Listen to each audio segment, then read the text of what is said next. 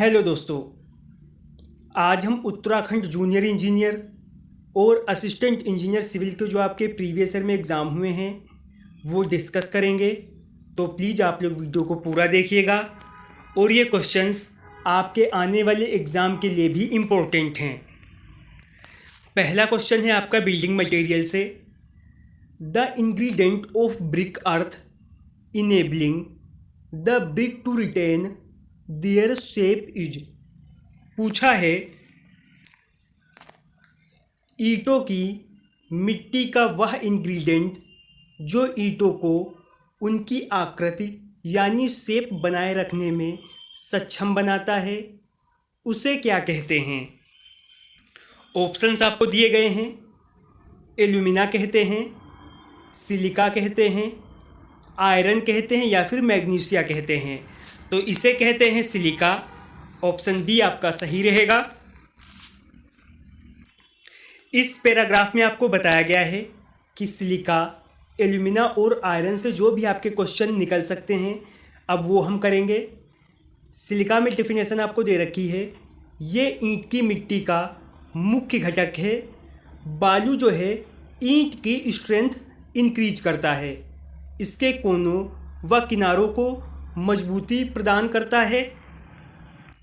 अगर किसी क्वेश्चन में पूछा जाए कि सिलिका ईंट में क्या काम करता है तो यहाँ पर आपको दे रखा है सिलिका ईंट को सिकुड़ने यानी श्रिंकेज, दरार पड़ने यानी क्रैक, टेढ़ा होने यानी वॉर्पिंग और फटने से रोकता है।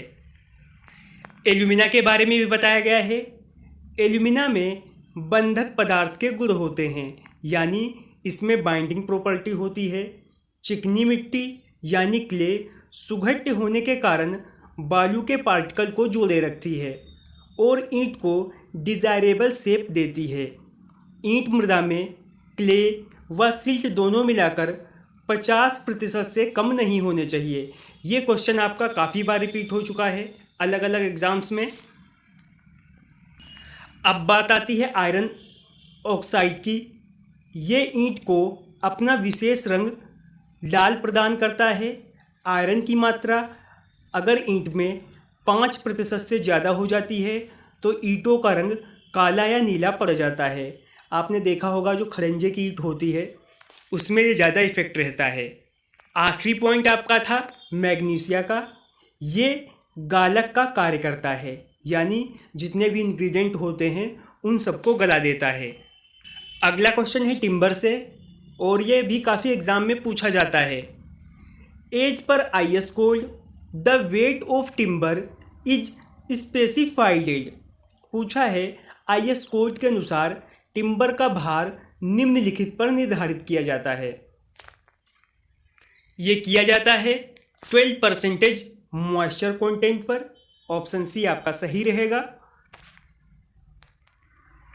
अगला क्वेश्चन है और ये क्वेश्चन हमने काफ़ी बार किया है और ये काफ़ी बार पूछा भी गया है आपके Uttarakhand, UPRUNL, Bihar, SSC, LMRC और DMRC JEE में। Slump test is used for. Slump test का यूज कहाँ पर किया जाता है। ऑप्शन आपको दिए गए हैं। वर्कबिलिटी को जानने के लिए, कंसिस्टेंसी के लिए, स्ट्रेंथ के लिए या फिर टिकाऊपन के लिए। स्लम्प टेस्ट किया जाता है सुकार्यता के लिए। ऑप्शन ए आपका सही रहेगा। अगला क्वेश्चन है DSS से। As compare to field rivets the shop rivet are. पूछा है फील्ड रिवेट के मुकाबले शॉप रिवेट कैसा होता है। स्ट्रोंगर यानी मजबूत होता है, वीकर यानी कमज़ोर होता है, या इक्वली स्ट्रोंग बराबर मजबूत होता है, या फिर इनमें से कोई नहीं। तो फील्ड रिवेट के मुकाबले शॉप रिवेट मजबूत होता है। ऑप्शन ए आपका सही रहेगा। यह आपका Uttarakhand first paper junior engineer 2015 में पूछा गया है। आजकल एग्ज़ाम में IS कोड से भी क्वेश्चन पूछे जा रहे हैं। The total requirement of water is arrived by using the following code. पूछा है कुल आवश्यक जल की मात्रा जानने के लिए किस कोड का यूज किया जाता है। यूज करते हैं IS 1172, और ये बन के तैयार हुआ था 1963 में। ऑप्शन बी आपका सही रहेगा। कुछ चीज़ें आपको और ध्यान में रखनी होंगी, जिसमें घरेलू उपयोग के लिए 135 लीटर व्यक्ति प्रतिदिन निर्धारित किया गया है, जबकि महानगरों के लिए कुल आवश्यक पानी की मांग 270 लीटर प्रति व्यक्ति प्रतिदिन ली जाती है।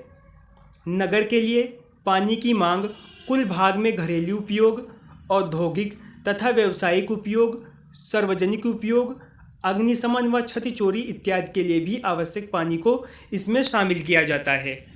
अगला क्वेश्चन भी आपका पब्लिक हेल्थ इंजीनियरिंग से है।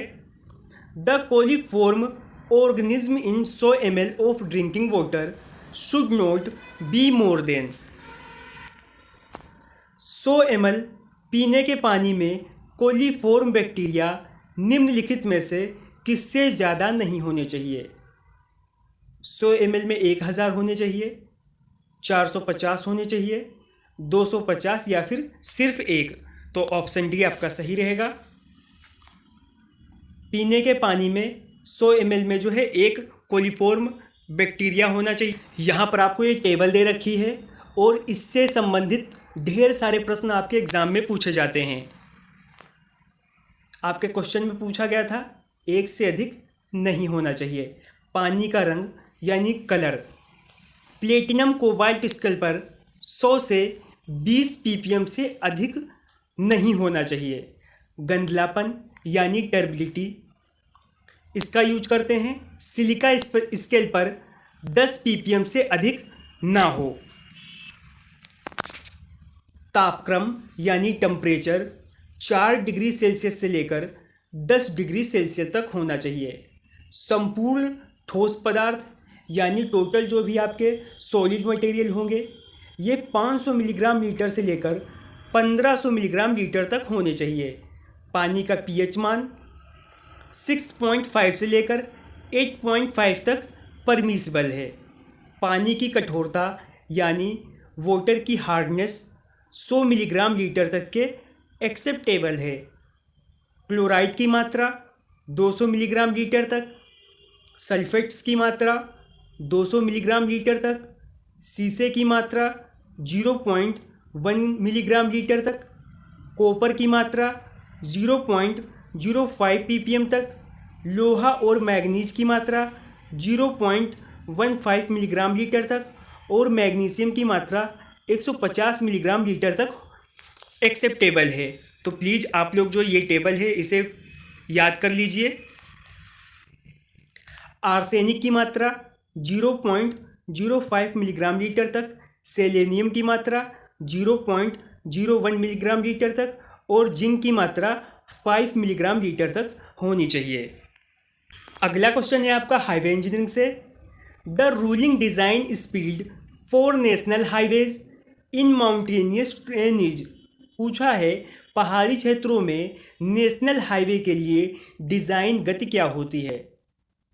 70 किलोमीटर प्रति आवर होती है, 60 किलोमीटर प्रति आवर होती है, 50 किलोमीटर प्रति आवर होती है या फिर 40 किलोमीटर प्रति आवर होती है।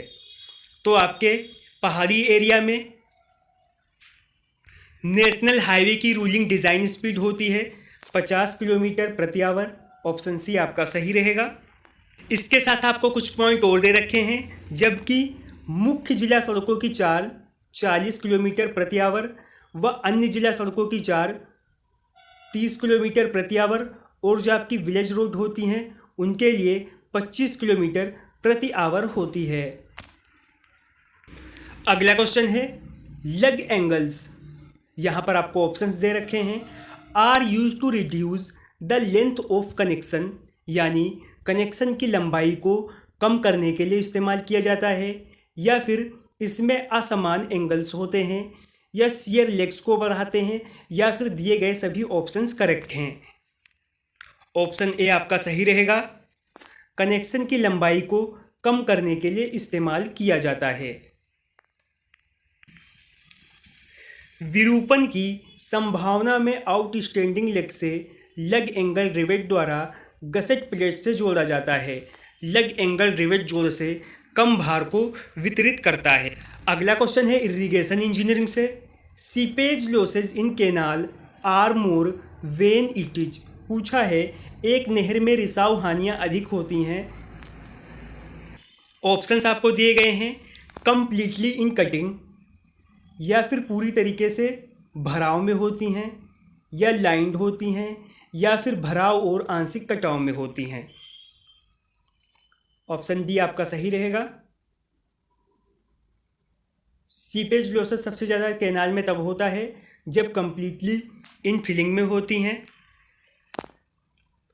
मेन कैनाल तथा ब्रांच कैनाल में रिसन हानि यानी सीपेज लॉसेज 15 से 20% तक होता है।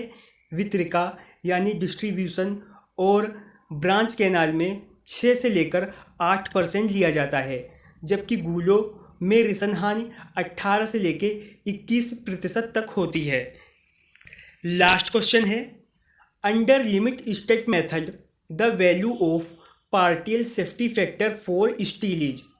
पूछा है लिमिट स्टेट मेथड में स्टील के लिए पार्टियल सेफ्टर फैक्टर जो है वो कितना लिया जाता है। तो ये लिया जाता है स्टील के लिए 1.15।